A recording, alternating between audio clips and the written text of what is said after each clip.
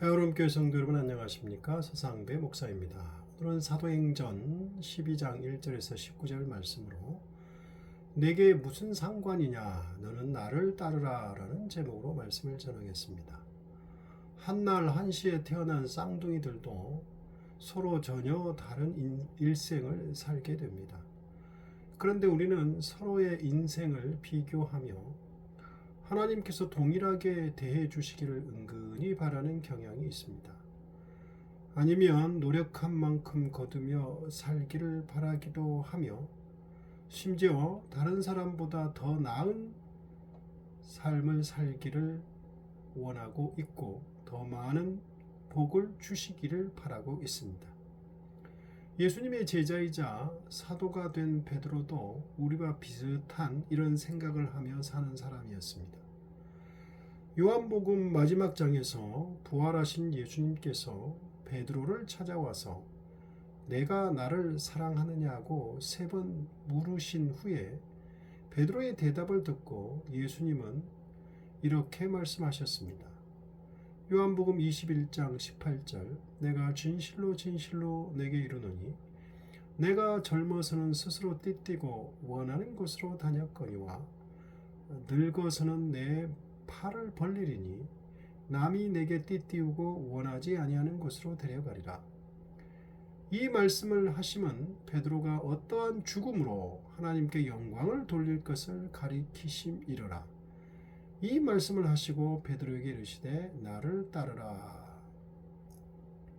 베드로는 예수님께 자신이 순교라는 방식의 죽음으로 하나님께 영광을 돌릴 것이라는 말씀을 듣고 생뚱맞게 그러면 요한은 어떻게 되겠사옵나이까 라는 질문을 합니다.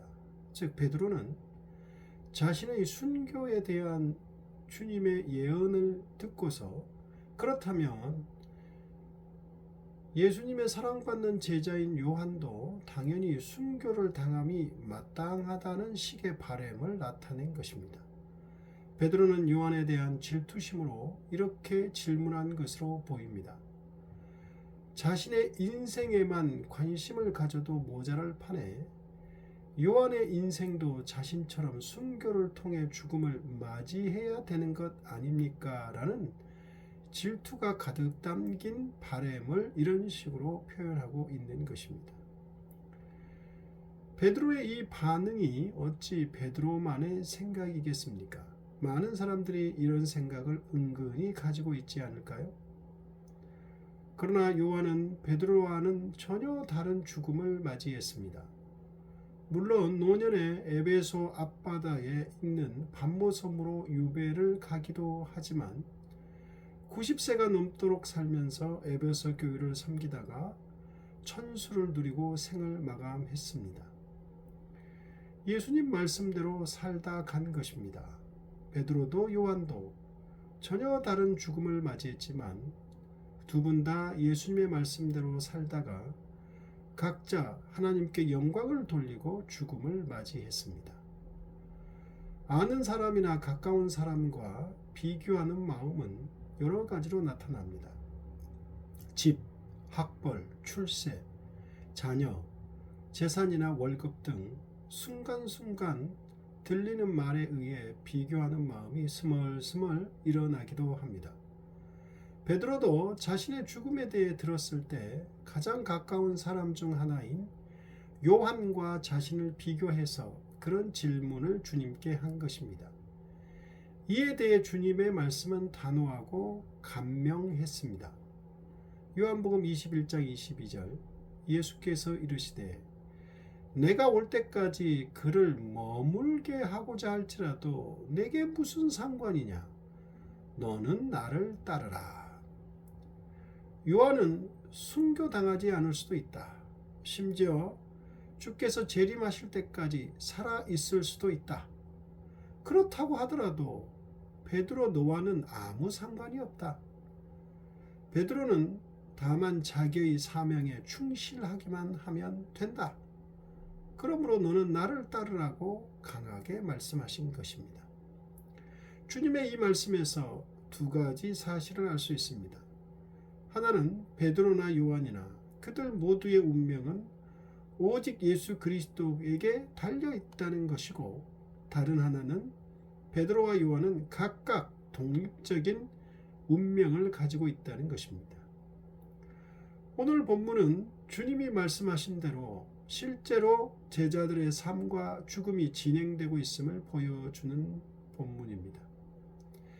헤롯 대왕의 손자인 헤롯 아그리파 1세는 주후 41년 로마 황제로부터 유대의 왕으로 임명받아 3년간 통치하다가 너무도 포악하고 교만하여 하나님의 징계를 받아 갑자기 벌레에 잡아먹혀 죽은 사람입니다. 사도행전 12장 23절 헤롯이 영광을 하나님께로 돌리지 아니하므로 주의 사자가 곧 친히 벌레에게 먹혀 죽으니라. 그는 권력을 잡자마자 예루살렘 교회를 심히 핍박했습니다. 헤롯은 요한의 형제인 야고보를 칼로 참수했습니다. 유대인들은 참수를 가장 수치스러운 죽음으로 생각했습니다. 에돔의 피가 흐르는 헤롯은 자신의 왕권을 강화하려면 유대인들의 지지를 얻어야 했습니다.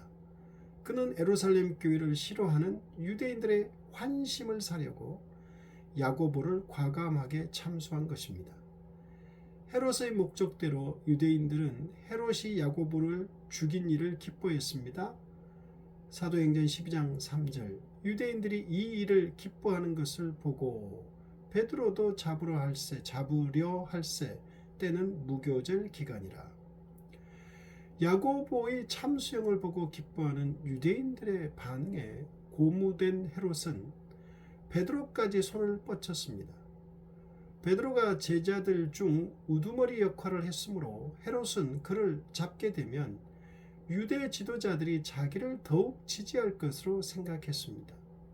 그런데 공교롭게도 베드로가 잡힌 것은 유월절 다음 날부터 시작되는 일주일간 진행되는 무교절 기간이었습니다. 이 절기는 하나님께서 애굽에서 노예 생활을 하던 이스라엘을 해방시켜 주신 것을 기념하는 가장 중요한 절기인지라 사람을 죽일 수는 없었습니다. 정치적인 지지를 목적으로 베드로를 잡아들인 것이라 헤롯은 유대인의 가장 중요한 절기를 무시할 수 없었을 것입니다. 헤롯은 무교절이 끝나면 곧바로 베드로를 백성들 앞에 끌어내 처형하겠다는 계획으로 감옥에 가두고 철저하게 지켰습니다.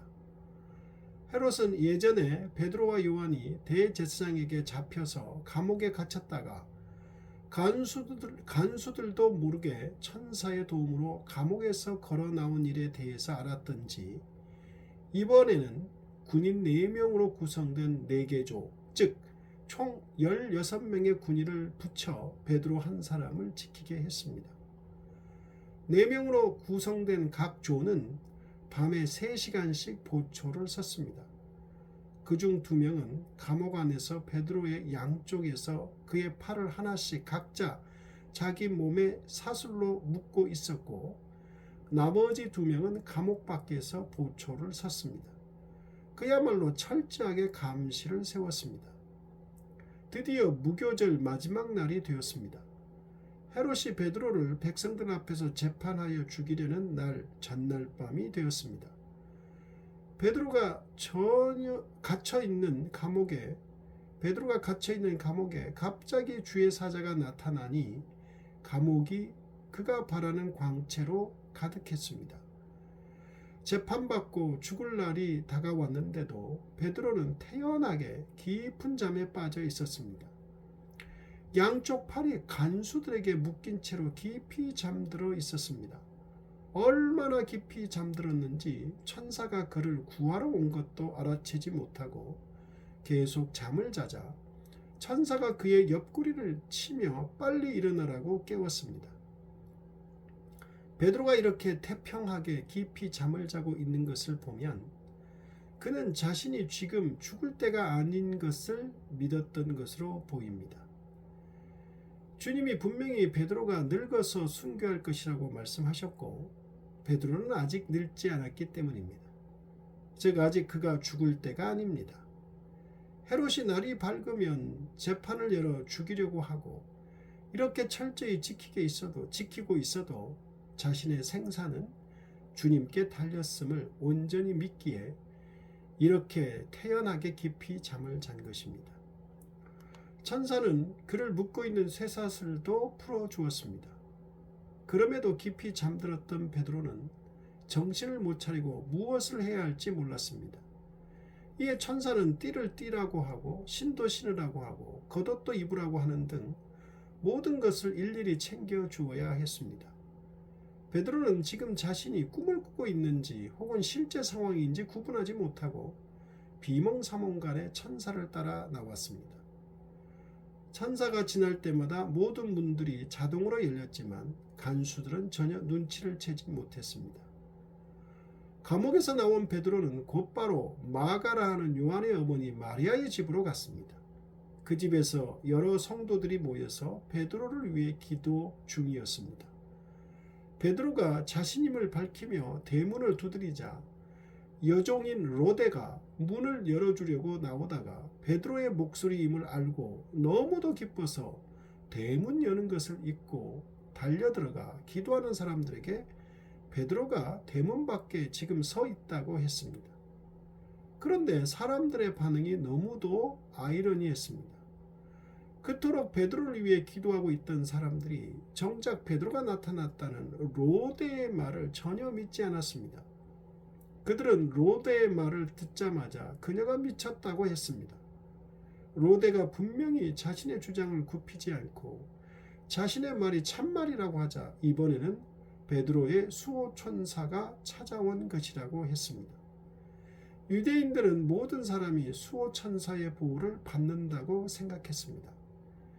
이전에도 베드로가 천사의 도움으로 감옥에서 걸어 나온 적이 있음에도 베드로를 위해 기도하던 사람들이 믿지를 못하고 있는 모순적인 반응을 보이고 있습니다. 그것도 다름 아닌 지금 감옥에 갇힌 그리고 내일이면 재판을 받고 죽임을 당할 가능성이 농후한 베드로를 위해 기도하던 사람들이 말입니다. 기도하는 사람들의 믿음이 어떠해야 하는가를 잘 보여주는 장면입니다. 자신의 생각의 한계를 넘어서 전능하신 하나님께 모든 것을 믿고 맡기며 기도해야 함을 보여주는 장면입니다. 베드로가 계속 문을 두드리자 모두 나와서 문을 열어 베드로가 서 있는 것을 보고 놀랐습니다. 그들은 상상하지 못한 일이 벌어져 너무도 놀란 것입니다. 베드로는 이웃들이 알아채지 못하게 하려고 그들에게 손짓해 조용히 하게 했습니다. 베드로는 하나님이 천사를 보내 자신을 감옥에서 나오게 하신 것을 그들에게 알려주고 예수님의 동생인 야고보 사도와 형제들에게 자기가 어떻게 감옥을 나오게 되었는가를 알려주라고 이른 뒤에 그곳을 떠나 피신할 곳으로 갔습니다. 한편 베드로가 없어진 것을 안 헤롯은 베드로를 찾았지만 전혀 찾지 못했습니다. 파수꾼들을 신문도 했지만 아무런 소득이 없었습니다.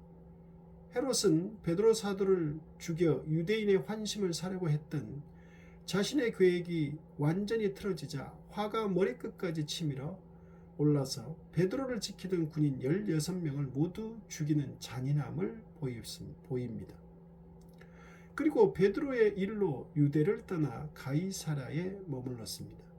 그리고 3년 뒤 군중들이 자신을 신으로 축혀 세우는 함성을 듣고 심히 흡족해하던 헤롯은 교만한 자를 벌하시는 하나님의 징계를 받아 벌레가 먹혀 죽었습니다. 구체적으로 어떻게 먹혔는지는 알 수 없으나 자신의 정치적 목적을 위해 교회를 핍박하는 교만한 독재자가 얼마나 비참한 최후를 맞이하는가를 보여주는 좋은 사례가 되고 있습니다. 유대인 역사가 요세푸스는 자신의 저서에서 헤롯의 죽음에 대해 상세하게 서술하기를 헤롯이 갑작스러운 복통으로 인해 5일 만에 죽게 됐는데 몸이 썩어 벌레가 생겨났다고 했습니다. 교만한 독재자 헤롯의 교회 핍박으로 인해 요한의 형제 야고보는 사도 중에 첫 번째 순교자가 되었습니다. 하나님은 사자를 보내 베드로를 감옥에서 구해 주셨지만 야고보는 그러지 않으셨습니다. 예수님은 이미 전에 주님의 나라가 임할 때 가장 좋은 자리를 달라고 요청하는 요한과 야고보 형제에게 이렇게 말씀하셨습니다. 마가복음 10장 38절 예수께서 이르시되 너희는 너희가 구하는 것을 알지 못하는도다. 내가 마시는 잔을 너희가 마실 수 있으며 내가 받는 세례를 너희가 받을 수 있느냐? 그들이 말하되 할 수 있나이다. 예수께서 이르시되 너희는 내가 마시는 잔을 마시며 내가 받는 세례를 받으려니와. 주님이 마시는 잔은 십자가의 죽음의 잔입니다. 두 형제 중에 야고보가 대표로 주님의 잔, 즉 순교의 잔을 사도 중에 처음으로 마신 것입니다. 그들 모두의 운명은 이렇게 오직 예수 그리스도에게 달려 있었고 그들은 각각 독립적인 운명을 가지고 있음을 알 수 있습니다. 그리고 그들이 끝까지 집중해야 할 것은 자신의 사명입니다. 우리도 마찬가지입니다. 다른 사람의 삶이나 인생은 상관할 바가 아니라는 주님의 분명한 말씀을 명심하고 자신의 사명에 충실해야 합니다. 하나님의 택함을 받아 부르심을 받은 그리스도인들의 인생에 다른 사람들과의 비교는 전혀 있을 수 없습니다. 그리고 하나님께서 왜 베드로는 당분간 헤롯이 야고보처럼 죽이려 했음에도 야고보와 같은 죽음을 모면하게 하는가는 하나님의 신비한 섭리에 속한 이름을 인정하는 순종하는 믿음이 있어야 합니다. 기도하겠습니다.